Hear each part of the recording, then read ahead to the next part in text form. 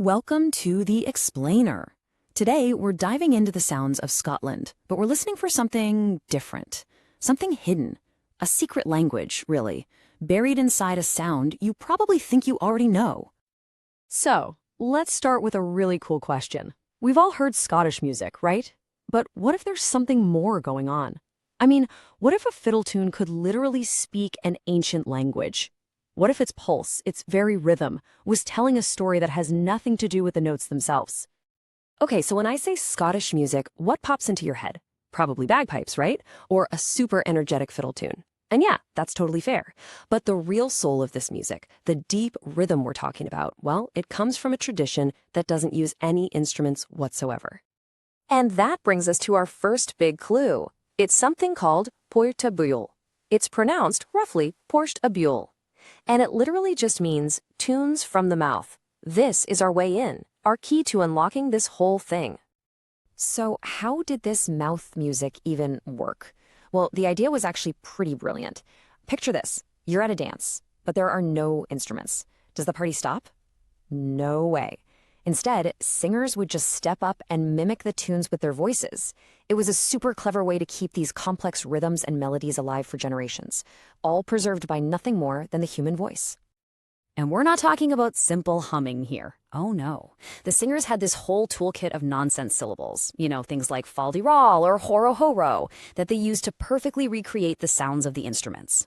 They could get that sharp zing of a fiddle, the deep drone of the pipes. They could even mimic the sound of feet clattering on the dance floor. It's pretty amazing. So for a long, long time, everyone just thought, okay, mouth music is a cool substitute for instruments, end of story. But, and this is where things get really interesting, linguists started listening to these old recordings, and they realized, wait a minute, something else is happening here. This is way more than just imitation. Which led them to ask this game-changing question. What if the music wasn't just imitating instruments, but the language itself? What if the rhythm was a direct echo of spoken Gaelic? This is the part of the story that most people never hear, this incredible link between the notes and the words. And the key to all of this? It's a unique rhythm called the Scottish snap. You hear it all the time in a specific type of tune called a strathspey. This one little rhythmic feature, it's the thing that blows the whole mystery wide open.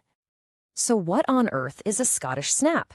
It's super simple, really. It's just a quick, short note followed by a long one.